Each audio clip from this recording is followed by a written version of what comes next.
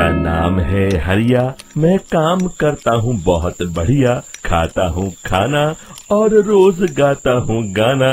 अरे यार, आज तो बहुत देर हो गई। इस खतरनाक जंगल को देखकर तो मेरे हाथ पैर ठंडे हो गए हैं। अगर मैं वक्त पर गांव नहीं पहुंचा तो मालिक बहुत नाराज हो जाएंगे। तभी हरिया को एक आवाज सुनाई देती है। सुनिए हरि जी। अरे, ये आवाज किसने दी? तभी हरिया को सामने कुछ दूर एक औरत खड़ी दिखाई देती है। अरे भाई, ये औरत अकेली इतनी रात को इस जंगल में क्या कर रही है? चलकर पूछना पड़ेगा। फिर हरिया अपनी बैलगाड़ी उस औरत के सामने लाकर रोक देता है और उससे पूछता है। अरे सुनिए, आप इतनी रात को इस खतरनाक जंगल में अकेली क्या कर रही हैं? तभी वो औरत मीठी आवाज में कहती है। अरे हरु जी, आप आ गए।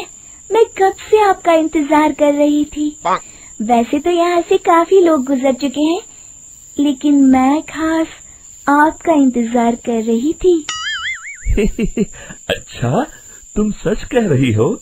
मुझे तो यकीन नहीं हो रहा है। वो क्या है ना, आज तक किसी ने मुझसे इतने प्यार से बात नहीं की। हाँ हाँ हरु जी, मैं सच कह रही हूँ। अब देर मत करिए और जल्दी से मुझे मेरे घर तक छोड़ दीजिए।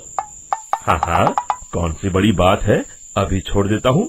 आप मेरे पीछे बैलगाड़ी में बैठ जाइए और मुझे रास्ता बताते चलिए।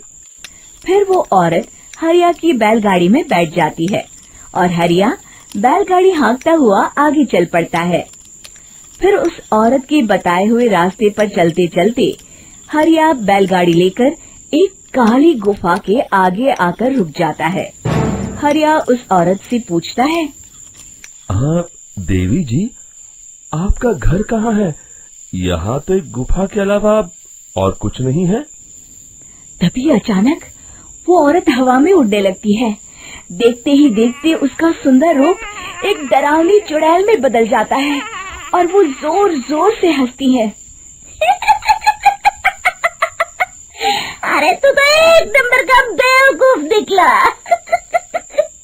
तू तो बड़ी आसानी से मेरी बातों में आ गया। अरे मर गया रे, ये तो एक चुड़ैल है। हे भगवान बचा ले, ये तो बड़ी डरावनी दिखाई दे रही है।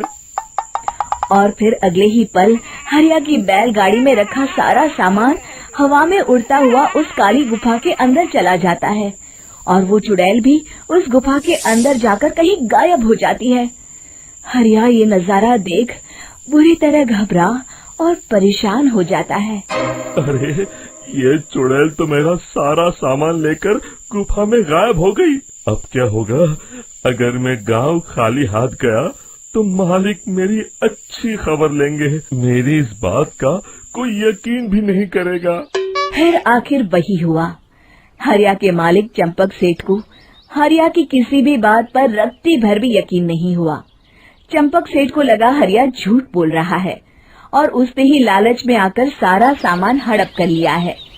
फिर हरिया को बेईमान समझकर चंपक सेठ उसे काम से निकाल देता है। अगले दिन अपनी दुकान में परेशान बैठा चंपक सेठ गुस्से में बड़बड़ाता है। अरे, दुकान में तो सामान बिल्कुल भी नहीं है। अब मुझे ही शहर जाकर सामान लाना होगा। फिर वो अपनी बैलगाड़ी लेकर शहर चला जाता है। शहर से सामान लेकर जब चंपक सेठ वापस गांव लौट रहा होता है, तभी उसे एक आवाज सुनाई देती है। चंपक जी, ओ चंपक जी। अरे, ये तो कोई मेरा नाम लेकर मुझे पुकार रहा है। फिर उस रास्ते में वही औरत खड़ी दिखाई देती है।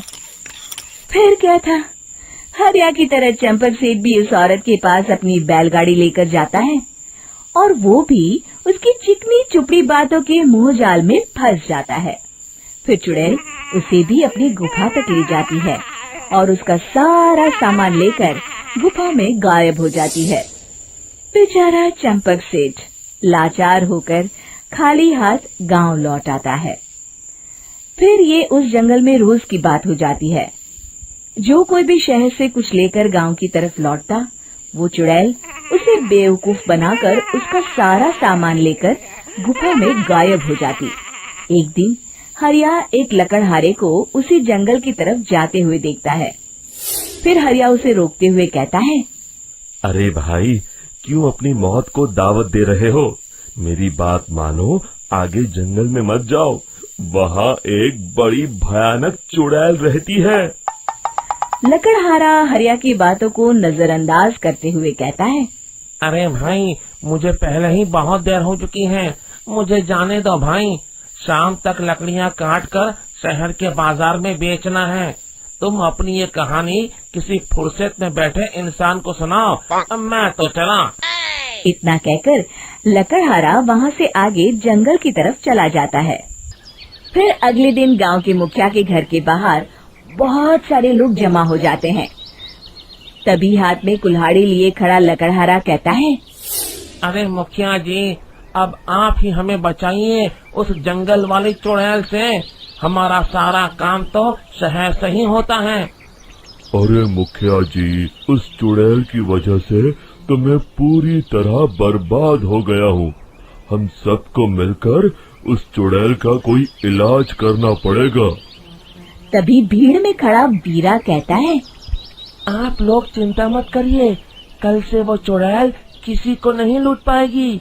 मेरे पास एक बहुत अच्छी तरकीब है। तभी चंपक सेठ उसका मजाक उड़ाते हुए कहता है, अरे तेरा नाम वीरा है तो क्या हुआ? तूने अभी उस चुड़ैल को देखा नहीं है? जाकर अपना काम कर, बड़ा आया। तब मुखिया जी कहते हैं, नहीं नहीं चंपक सेठ, मुझे लगता है हमें इस लड़के को एक मौका देना चाहिए। फिर सभी गांव वाले मुखिया जी की बातों से सहमत हो जाते हैं और वीरा शाम को एक बैलगाड़ी में कुछ सामान लादकर उस जंगल की ओर चल देता है। वीरा, ओ वीरा, कहाँ जा रहा है? तभी वीरा मुड़ के देखता है, वही चुड़ैल एक औरत के रूप में खड़ी है। अरे बहन जी, मैं आपको ही ढूंढ रहा था। देखिए, मैं आपके लिए क्या लाया हूँ। अरे वाह, तो खुद मेरे लिए इतना सामान लाया है। तू ही अकेला गांव में समझदार है। जरा देखो, मैं भी खोल के, बड़े भूख लगी है। जैसे ही चुड़ैल उस सामान पर से कपड़ा हटाती है, एक भगवान शिव की तेज रोशनी उसके अंदर मूर्ति से निकलती है और चुड़ैल अपने असली रूप में आकर जलने लगती है। अरे मैं जल रही हूँ, बचाओ! बचाओ! ओम नमः शिवाय, मर गई मैं! देखते ही देखते वो चुड़ैल राख के साथ उड़ जाती है और सभी गांव वाले भी वहां जाते हैं। शिक्षा, बुराई पे सदा अच्छाई की ही जीत होती है। खूनी दुल्हन। आरती और विकास अपने माँ बाप के साथ दिल्ली में रहते हैं। जर्नलिस्ट होने की वजह से विकास को बहुत बार काम के लिए देर रात तक ऑफिस में रहना पड़ता है, जिस पर ज्यादातर आरती जागकर उसका इंतजार करती रहती है। इसी तरह एक रात आरती विकास का इंतजार करते हुए घर की बालकनी में खड़ी होती है। इनकी जॉब तो जैसे मेरी सौतन बन गई है। मुझसे ज्यादा उसी के साथ टाइम स्पेंड करते हैं और हम यहाँ इंतजार करते हुए मर जाएं। अपने आप से ये सब बोलते हुए आरती की नजर मोहल्ले के कोने वाले घर पर पड़ती है, जिसकी लाइट्स ऑन देखकर वो हैरान रह जाती है। ये इस घर की लाइट्स कैसे ऑन हो सकती हैं? यहाँ तो सालों से कोई नहीं रहता। वो ये सोच ही रही होती है कि तभी उसे घर की खिड़की पर औरत की परछाई के साथ लाल चुन्नी दिखाई देती है, जिसे देख आरती डर से चिल्लाने लगती है। भूत! कोने वाले घर में भूत है! आरती की आवाज सुन उसके घर वालों के साथ मोहल्ले के लोग भी अपनी बालकनी में निकल आते हैं। अरे क्या हुआ? आधी रात में बावरों की तरह क्यों चिल्ला रही है? भूत! वहाँ भूत है! आरती की बात से सब उस घर की तरफ देखने लगते हैं, लेकिन वहाँ कुछ नहीं होता। भाभी जी, लगता है आपने सपना देखा होगा। मैं बालकनी में खड़ी होकर सोऊंगी क्या? बता रही हूँ, अपनी आंखों से देखा है। घर की लाइट्स ऑन थी और वहाँ किसी का साया भी था। अरे तुम अक्सर विकास भैया के इंतजार में देर रात तक जागती हो ना, क्या पता नींद पूरी नहीं होने की वजह से कोई भ्रम हुआ हो। मोहल्ले के सब लोग और आरती के सास ससुर उसे समझा ही रहे होते हैं कि अचानक उसी घर से किसी औरत के गाने की आवाज सुनाई देती है। आजा ओ मेरे प्रियतम आजा। आवाज सुन सब हैरानी और कंफ्यूजन से उस घर की तरफ देखने लगते हैं कि तभी उन्हें लाल जोड़े में औरत का साया वहां दिखता है, जिसे देख पूरा मोहल्ला सकते में आ जाता है। अरे ये तो कोई दुल्हन है। अरे नहीं नहीं, भूतनी है। अरे फिर तो पक्का तेरी दुल्हन है। अरे नहीं नहीं, वो तो मायके गई है। हद है, पहले इससे निपट ले, बाद में इस पर डिस्कशन कर लेना। बड़ा भ्रम बोल रहे थे ना, अब फटी ना सबकी। और नहीं नहीं, मैं किसी से नहीं डरता भाभी जी। भूत जैसा कुछ नहीं होता। या तो इस घर के मालिक यहाँ आ गए हैं, या फिर किसी ने खाली घर देख कर कब्जा कर लिया है। हमें वहाँ जाकर देखना चाहिए। बात में लॉजिक मानकर सब बाहर इकट्ठा हो जाते हैं कि तभी विकास भी वहां पहुंच जाता है। क्या बात है, इतनी रात को पूरा मोहल्ला यहाँ कैसे? भूतिया दुल्हन की वजह से। क्या तुम्हारे अलावा भी कोई दुल्हन भूतिया हो सकती है? इस भूतनी का किस्सा निपटने दो, फिर तुम्हें अपनी भूतनी दिखाती हूँ। अब सारे लोग मिलकर विकास को पूरी बात बताते हैं, जिसे सुन वो भी उनके साथ जाने के लिए तैयार हो जाता है। जिसके बाद वो सब डरते हुए उस घर के सामने जाकर खड़े हो जाते हैं। तुम सब यहीं रुको, मैं अंदर जाता हूँ। अकेले जाओगे? अरे नहीं नहीं, आप सबकी नकली भूतनी भी तो होगी ना मेरे साथ। कैसा मजाक कर रहा है यार। रुक, मैं चलता हूँ साथ में। क्या मैं चलता हूँ? ये क्या गोवा घूमने जा रहे हैं जो मैं भी साथ चलता हूँ? कहीं नहीं जाओगे तुम, यहीं मेरे पास खड़े रहो। बहू, सिचुएशन समझो।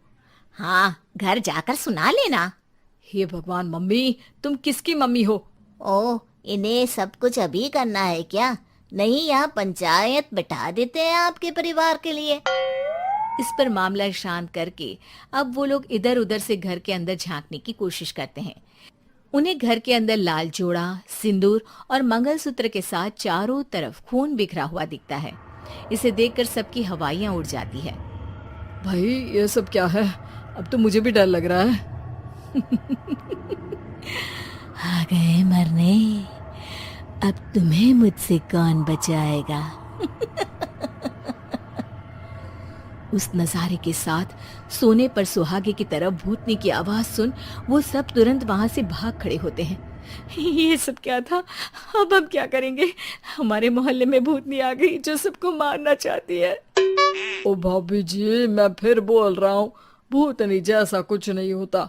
मुझे तो पक्का यकीन है कि यहाँ किसी गलत इंसान ने गलत काम करने के लिए कब्जा कर लिया है और लोगों को घर से दूर रखने के लिए ये सब कर रहा है। तुम इतने यकीन के साथ कैसे बोल सकते हो? फिल्मों में ऐसे ही तो दिखाते हैं। हे भगवान, ये फिल्म नहीं, ये रियल लाइफ है। हमें शांति से कुछ सोचना चाहिए। सब हमारे घर चलो। सब आरती के घर में इकट्ठा हो जाते हैं।